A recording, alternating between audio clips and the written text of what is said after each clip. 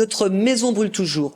Qui en douterait désormais? Et pourtant, toute décision face à cette urgence absolue est souvent ressentie comme une contribution quasi sacrificielle, requise des générations présentes, finançant des mesures à destination des générations futures. La contrainte écologique se double d'une contrainte économique et rien n'est négociable. S'ajoute la contrainte de la gouvernance de biens publics mondiaux. Mais si le ciel est à tout le monde, ce qui est à tout le monde est à personne dès lors qu'il ne s'agit plus de profiter mais de financer.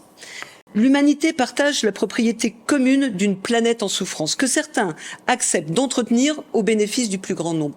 Mais nul marché pour exclure ces opportunistes freeriders.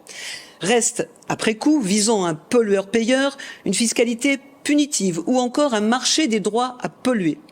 Mais vouloir freiner l'anthropocène en tentant de généraliser économie circulaire, report modal ou sobriété énergétique ou numérique, c'est risquer de réduire les acquis de l'innovation.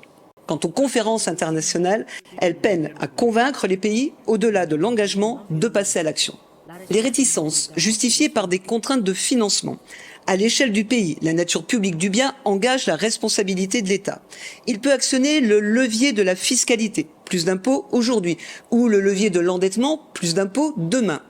En découlent alors les questions du consentement et de l'assujettissement à l'impôt, ainsi que la soutenabilité de la dette publique, boulet auquel on enchaîne les générations futures. L'État central a besoin du relais des territoires. Le pacte vert européen doit s'appuyer sur des initiatives en provenance et à destination des territoires. Existe déjà un fonds vert doté de 2 milliards d'euros pour l'investissement, un tiers financement pour la rénovation énergétique ou encore une agence nationale de la cohésion des territoires fournissant l'ingénierie. Et bientôt, un porte-à-porte de la part de BPI France à destination de 20 000 PME et ETI afin de faciliter la décarbonation de l'industrie.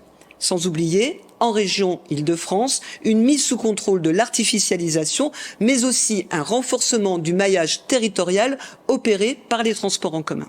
S'ajoute la nécessité d'aller vers un État et une bureaucratie de taille maîtrisée.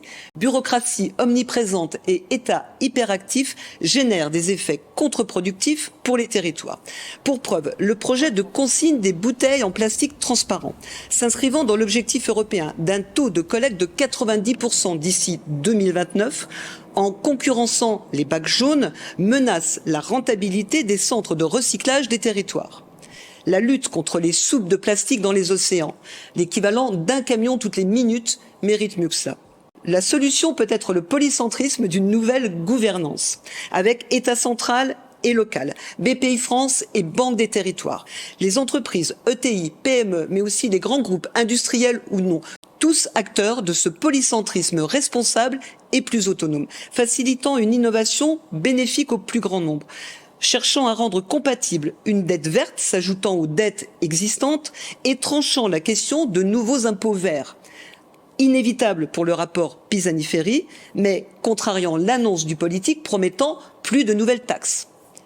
Ainsi, force est de constater que nulle issue n'est envisageable sans le retour d'une croissance durable et suffisante. Enfin, gardons en mémoire ces derniers encouragements de la Nobel d'économie Elinor Ostrom. L'objectif central des politiques publiques devrait être plutôt de faciliter le développement d'institutions qui font ressortir ce qu'il y a de meilleur chez les humains.